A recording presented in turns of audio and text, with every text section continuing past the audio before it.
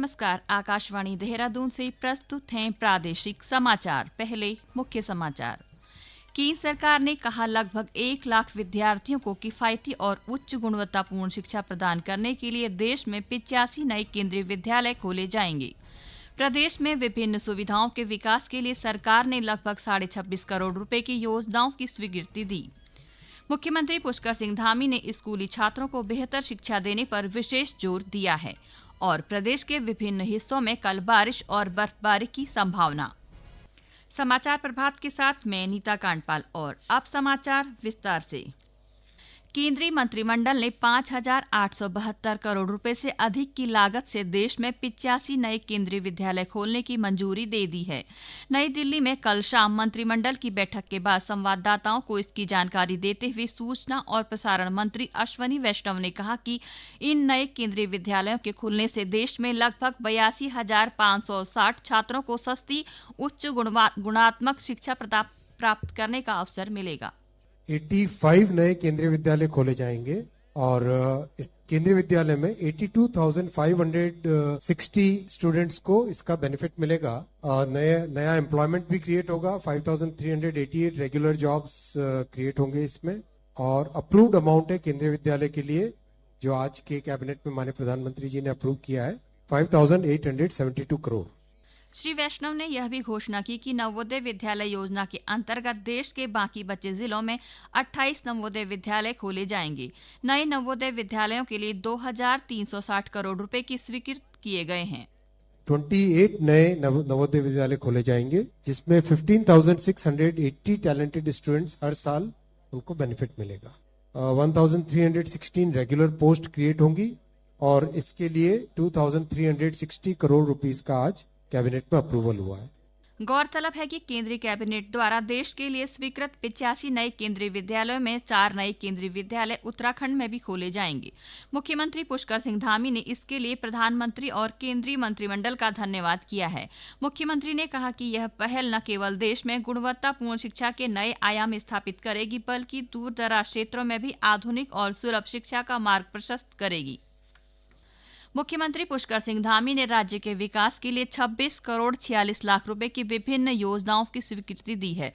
इन योजनाओं में उत्तरकाशी के प्राथमिक स्वास्थ्य केंद्र भटवाड़ी को 50 शैय्यायुक्त उप जिला चिकित्सालय के रूप में उच्चीकृत करने, वित्तीय वर्ष 2024-25 में देहरादून के राजकीय डिग्री कॉलेज डाकपत्थर में प्रशासनिक भवन, वाणिज्य संकाय भवन व कला संकाय भवन का निर्माण करना शामिल है। साथ ही नैनीताल के मौनाल विशाल काला पाताल मोटर मार्ग में कुछ क्षतिग्रस्त स्थानों के पुनः निर्माण और डामरीकरण के लिए भी धनराशि स्वीकृत की गई है। केदारनाथ में नवनिर्मित रामबाड़ा से गरुड़चट्टी तक पैदल मार्ग में स्टोन सेट और रेलिंग लगाने, देहरादून के पिथुवाला शाखा में दून एनक्लेव एक्सटेंशन क्षेत्र में नलकूप निर्माण, राइजिंग मेन और वितरण प्रणाली जैसे कार्यों भी मुख्यमंत्री ने मंजूरी दी।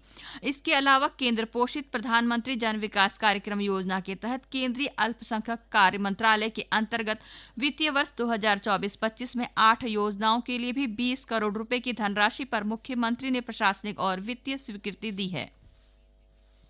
मुख्यमंत्री पुष्कर सिंह धामी ने कहा कि जन समस्याओं का स्थानीय स्तर पर समाधान करने पर अधिकारियों को विशेष ध्यान देना होगा। ऊधम सिंह नगर के खटीमा में आम लोगों की समस्याओं को सुनने और उनके समाधान के लिए आयोजित जन संवाद कार्यक्रम में मुख्यमंत्री ने कहा कि जन समस्याओं का त्वरित समाधान अधिकारियों की नैतिक जिम्मेदारी है। इस दौरान श्री धामी ने लोगों के विभिन्न समस्याओं के समाधान के लिए संबंधित अधिकारियों को आवश्यक निर्देश दिए। ये समाचार आकाशवाणी के देहरादून केंद्र से प्रसारित किए जा रहे हैं। मुख्यमंत्री पुष्कर सिंह धामी ने स्कूली छात्रों को बेहतर शिक्षा देने पर विशेष जोर दिया है। चंपावत जिले के मल्लिकार्जुन स्कूल लोहाघाट का लोकार्पण करते हुए शिक्षा व्यवस्था की किसी भी समाज के लिए महत्वपूर्ण आधार स्तंभ है। बच्चों को शिक्षा प्रदान करने के साथ साथ उनके संपूर्ण व्यक्तित्व का विकास करना भी बेहद जरूरी है। श्री धामी ने कहा कि सरकार बच्चों को गुणवत्तापूर्ण शिक्षा देने के लिए लगातार काम कर रही है। उत्तराखंड सरकार हमारी जो शिक्षा है उसको लेकर बहुत ही ज्यादा संवेदनशील भी है और हमारी प्राथमिकता भी है, क्योंकि हम चाहते हैं सुदूरवर्ती क्षेत्रों में हमारे नौनिहालों को, हमारे बच्चों को अच्छी शिक्षा मिलनी चाहिए, उसकी गुणवत्ता होनी चाहिए और उसके लिए हम सबका प्रयास जारी है। उसमें समाज के लोग भी आगे आ रहे हैं और सरकार लगातार प्रयास कर रही है कि जहां जिस प्रकार की सहयोग है, प्रोत्साहन की आवश्यकता है, हम उसमें कर रहे हैं। बहुत सारी स्वयंसेवी संस्थाएं भी आगे आ रही हैं। जिन क्षेत्रों में अभी शिक्षा के लिए काम करने की आवश्यकता है, वहां सभी काम करके एक आदर्श राज्य के रूप में जो हम सबका संकल्प है वो पूरा हो। इस अवसर पर मुख्यमंत्री ने कहा कि सरकार आदर्श जनपद चंपावत की परिकल्पना की ओर तेज गति से अग्रसर है। विभिन्न क्षेत्रों के साथ ही जिले में शिक्षा के क्षेत्र में अनेक कार्य गतिमान हैं। प्रदेश के विभिन्न हिस्सों में कल बारिश और बर्फबारी की संभावना है। मौसम विज्ञान केंद्र देहरादून से प्राप्त जानकारी के अनुसार कल और रविवार को राज्य के 2500 मीटर से अधिक ऊंचाई वाले हिस्सों में कहीं कहीं बर्फबारी हो सकती है। इसके अलावा राज्य के मैदानी इलाकों विशेषकर हरिद्वार और ऊधम सिंह नगर में इस अवधि के दौरान धुंध और हल्का कोहरा छाए रहने की संभावना है। बर्फबारी और धुंध की चेतावनी के मद्देनजर मौसम विभाग ने लोगों से सतर्क रहने और आवाजाही में सावधानी बरतने की सलाह दी है। पहाड़ों की रानी मसूरी में 26 दिसंबर से 30 दिसंबर तक मसूरी विंटर लाइन कार्निवल 2024 का आयोजन किया जाएगा।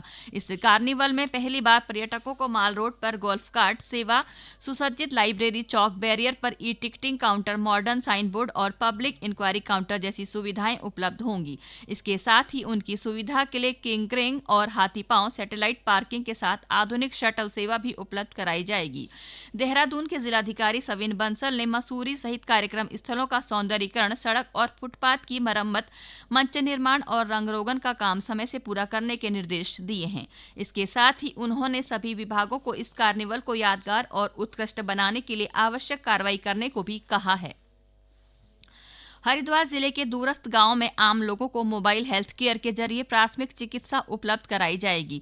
इसके लिए जिले के मुख्य चिकित्सा अधिकारी डॉक्टर आर.के. सिंह और इंडियन ऑयल कॉरपोरेशन के उत्तर क्षेत्र के महाप्रबंधक एच.एस. रॉय ने मोबाइल हेल्थ केयर यूनिट को हरी झंडी दिखाकर रवाना किया। अब एक नजर समाचार पत्र की सुर्खियों पर। आज सभी समाचार पत्रों ने अलग अलग खबरों को प्राथमिकता दी है। दून में नकली दवा फैक्ट्री पकड़ी, मालिक समेत 3 गिरफ्तार। इस शीर्षक के साथ दैनिक जागरण बताता है कि गुजरात, मुंबई व उत्तर प्रदेश की प्रतिष्ठित कंपनियों के नाम पर बनाई जा रही थी दवाएं। इसी खबर पर हिंदुस्तान समाचार ने लिखा है छापेमारी, फूड लाइसेंस की आड़ में नशे के लिए दवा सिरप बनाने का भंडाफोड़। सहसपुर स्थित ग्रीन हर्बल फैक्ट्री पर की गई कार्रवाई। दर्जन भर विकास योजनाओं को सरकार की हरी झंडी। इस शीर्षक के साथ नवोदय टाइम्स लिखता है भटवाड़ी में 50 बेड के उप जिला अस्पताल के साथ केदारनाथ पैदल यात्रा मार्ग के सुधारीकरण को मंजूरी। राष्ट्रीय सहारा राष्ट्रीय खेलों की तैयारियों पर लिखता है नेशनल गेम्स को लेकर विशेष प्रशिक्षण शिविर शुरू। समाचार पत्र ने लिखा है यह प्रशिक्षण शिविर 15 दिन तक चलेगा। 4 प्रमुख अध्ययनों से लिखेंगे उत्तराखंड की तरक्की की इबारत। इस खबर को प्रमुखता के साथ देकर अमर उजाला लिखता है पहाड़ में रोजगार और आजीविका बढ़ाने की संभावना तराशेगा सेतु आयोग। एक अन्य खबर पर अमर उजाला का शीर्षक है 8 हेलीपोर्ट बनकर हुए तैयार, 5 स्थानों पर चल रहा है काम। साइबर अपराध की खबर पर हिंदुस्तान समाचार पत्र लिखता है उत्तराखंड के लोग 11 महीनों में साइबर ठगों पर लुटा बैठे हैं 205 करोड़। ऑनलाइन ऐप से लोन पाने के चक्कर में गंवाए 1.64 लाख। 12 जनवरी से देहरादून में अंतर्राष्ट्रीय प्रवासी उत्तराखंडी सम्मेलन का आयोजन किया जा रहा है। इस खबर पर दैनिक जागरण ने शीर्षक दिया है प्रवासी सम्मेलन में दिखेगी लोक विरासत की झलक। अंत में मुख्य समाचार एक बार फिर। केंद्र सरकार ने कहा लगभग 1 लाख विद्यार्थियों को किफायती और उच्च गुणवत्तापूर्ण शिक्षा प्रदान करने के लिए देश में 85 नए केंद्रीय विद्यालय खोले जाएंगे। प्रदेश में विभिन्न सुविधाओं के विकास के लिए सरकार ने लगभग 26.5 करोड़ रुपए की योजनाओं की स्वीकृति दी। मुख्यमंत्री पुष्कर सिंह धामी ने स्कूली छात्रों को बेहतर शिक्षा देने पर विशेष जोर दिया है। और प्रदेश के विभिन्न हिस्सों में कल बारिश और बर्फबारी की संभावना। इसके साथ ही प्रादेशिक समाचारों का ये बुलेटिन समाप्त हुआ। नमस्कार।